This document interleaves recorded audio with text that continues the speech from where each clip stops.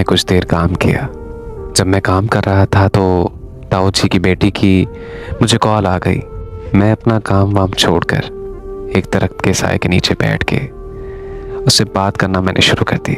सलाम वालेकुम सलाम के बाद खैरियत मालूम की और मैंने पूछा कि रात जो तस्वीर आपने मुझे सेंड की थी वो क्या था।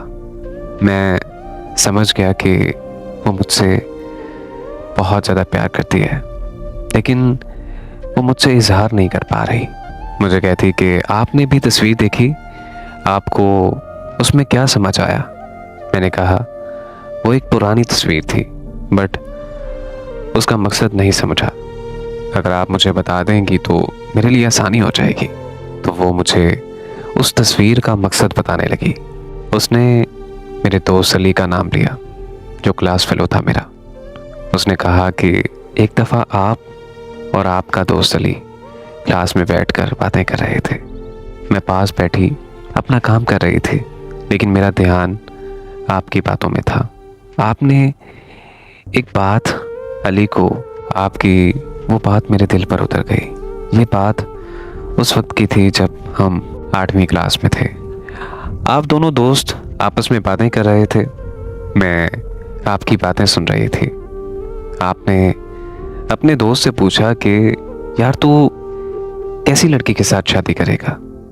तो उसने मेरी दोस्त नूर फातिमा का नाम लिया था और फिर उसने वही सवाल आपसे किया। तो फिर उसके बाद उसने आपसे पूछा कि अब तू मुझे बता कि तू कैसी लड़की के साथ शादी करेगा। तो आपने जवाब में मेरा नाम बताया था। मेरी तरफ देख के इशारा करके आपने कहा कि यार मैं चाहता हूँ कि जिस लड़की के साथ मेरी शादी हो वो सेम उस तरह की प्यारी हो और मेरे मिजाज के साथ भी मिले और उसका मिजाज भी मेरा जैसा हो। तो आगे से आपका दोस्त बोला कि यार तू उसी से कर ले, वैसे भी ताऊ जी से तुम्हारा बहुत ज़्यादा प्यार है, वो मान भी जाएंगे तुम्हारे लिए। आपने अपने दोस्त को कहा कि यार कहाँ ऐसा हो सकता है, वो एक ज़हीन लड़की, क्लास की टॉपर और मैं नालायक, मुझे नहीं लगता कि ये कभी हो पाएगा। और सच तो ये है कि मैं उसकी बड़ी इज्जत करता हूँ। मैंने कभी भी उसको उस नज़र से देखा ही नहीं। आप दोनों दोस्त आपस की बातों में मस्त थे और मैं आप में और आपकी बातों में बहुत ज़्यादा खो चुकी थी और आपको इल्म ही नहीं था कि कोई हमारी चुप चुप कर बातें सुन रहा है।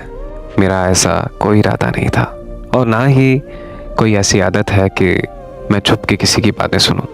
मुझे ऐसा लगता है कि उस दिन अल्लाह पाक की तरफ से कोई इशारा था जो मैं अपना काम छोड़ के आपकी बातों में खो गई और उसी दिन मेरे दिल में आपके लिए बहुत ज़्यादा मोहब्बत का इल्हाम हुआ। मेरा ऐसा कोई इरादा नहीं था और ना ही मैं उस दिन से आपके प्यार में मुब्तला हो गई और रफ्ता रफ्ता आपके प्यार में डूबती चली गई। उसके बाद हम 2 साल इकट्ठे पढ़ते रहे और वो 2 साल इतनी तेज़ी से गुजरे कि मुझे पता ही नहीं चला।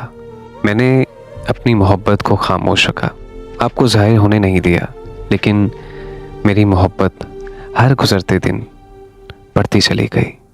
ना मेरे पास इतनी हिम्मत थी कि मैं आपको बता सकती कि मैं आपसे प्यार करती हूँ और ना ही मुझ में अपनी मोहब्बत का इजहार करने का हौसला था और ना ही मुझ में इतनी हिम्मत थी कि मैं उस मोहब्बत से बाहर निकल जाऊँ। और मैं हर रोज़ आपके नोट करती थी कि कोई तो ऐसा दिन आएगा जब आपके दिल में मेरे लिए मोहब्बत पैदा होगी और आप उस मोहब्बत का मुझसे इजहार करेंगे। लेकिन ऐसा दिन कभी नहीं आया और ना ही कभी आपने मुझे नोट किया कि मैं आपसे बहुत ज़्यादा प्यार करती हूँ। मेरी खामोश मोहब्बत जो आपके नाम कर चुकी थी, आपकी मोहब्बत मेरे दिल में बस चुकी थी और मैं हर रोज़ स्कूल में कोई ना कोई काम ऐसा निकाल लेती थी जिससे मैं आपके पास आके बात कर सकूं। मिसाल के तौर पर कभी कह देना कि मेरी फ़लाँ किताब का नोट ला दो, या फिर कैंटीन से कुछ मंगवाती थी। कभी कभी अपनी किताबें आपके बैग में रख देनी। जब कभी स्कूल में कोई फंक्शन होता था तो मैं यही कोशिश करती थी कि मेरे कपड़े आपके कपड़ों से मैच करें। आपको जो चीज़ भी पसंद होती थी, मैं भी सेम वही चीज़ पसंद करने लग गई। आप खाने में जो पसंद करते थे वो भी मैं शौक से खाने लगी।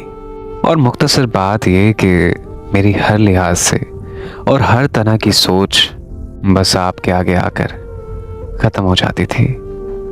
और वक्त तेज़ी से गुजरता गया और मेरी मोहब्बत बढ़ती गई। खैर 2 साल गुजरे और मेरी मैट्रिक कंप्लीट हो गई। 2 सालों में जितने भी दिन थे वो मेरी ज़िंदगी के सबसे खूबसूरत तरीन दिन थे, क्योंकि उन 2 सालों में आपके साथ रह के, अपनी खामोश मोहब्बत को भी साथ लेकर आपके साथ बहुत अच्छा वक्त गुजारा था। इसके बाद हम अलग अलग हो गए। आप शहर चले गए, आपने कॉलेज में दाखिला ले लिया और मुझे कॉलेज जाने की इजाज़त नहीं मिली। मुझे घर में ही रह के प्राइवेट दाखिला भेजना पड़ा और मुझे प्राइवेट पढ़ाई करने की इजाज़त दी गई थी। अब मुझे बहुत ज़्यादा बेचैनी सी होने लगी थी। ना तो मैं आपको देख सकती थी, ना कोई बात आपसे कर सकती थी, और ना ही मेरे पास कोई मोबाइल था। मैं बहुत परेशान रहती थी। दिल करता था कि आपको देखूं, आपसे बात करूं, लेकिन अब ये कभी भी मुमकिन नहीं हो सकता था। फिर मैं अल्लाह पाक से दुआ करती थी कि या अल्लाह, तूने मेरे दिल में मोहब्बत डाली है, या अल्लाह अब मुझे सब्र भी दे दे। बस फिर रब की इबादत करके काम काज करती और अपनी पढ़ाई के साथ साथ मेरे दिन गुजरते गए। लेकिन यकीन जाने कि ऐसा एक दिन भी नहीं गुजरा था जिस दिन आपको मैंने याद ना किया हो। आपको याद करना तो मेरी एक आदत बन गई थी।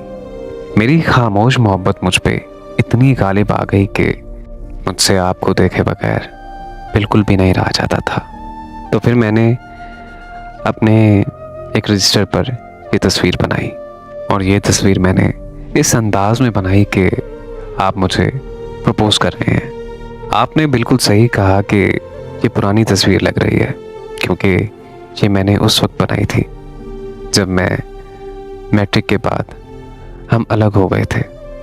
उसके चंद रोज़ बाद मैंने ये तस्वीर बनाई थी, और अब इस तस्वीर को भी पूरे 6 साल हो गए हैं, और मैंने पूरे 6 साल इस तस्वीर को देख के गुजारे हैं। मेरे लिए ये बहुत ज़्यादा ख़ास है। अब वो थोड़ी देर के लिए चुप हुई। मैंने सोचा शायद कॉल कट गई। कान से मोबाइल नीचे करके देखा तो कॉल चल रही थी, और उस कॉल चलते हुए कुछ 40 मिनट हो चुके थे। मैं अपना काम छोड़ के दरख्त के नीचे बैठा, कान के साथ मोबाइल लगा के 40 मिनट तक उसकी बातें सुन रहा था, उसकी खामोश मोहब्बत सुन रहा था। उसकी खामोश मोहब्बत ने मुझे चुप करवा दिया, और मैं आसमान की तरफ देख के रब से गुफ्तगू करने लगा। या अल्लाह, तूने मेरे पुख्ता यकीन का इनाम दिया।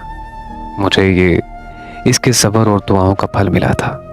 मैंने अल्हम्दुलिल्लाह कहा और अल्लाह का शुक्र अदा किया।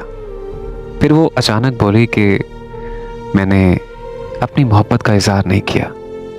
ये तो मैंने अभी अपने सब्र की दास्तां सुनाई है आपको।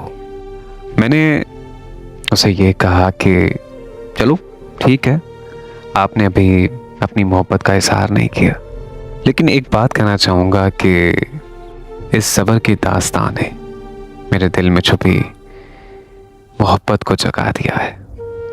और आपकी ये सच्ची दास्तां सुनाने के बाद मेरे दिल में मोहब्बत भला क्यों ना जागती।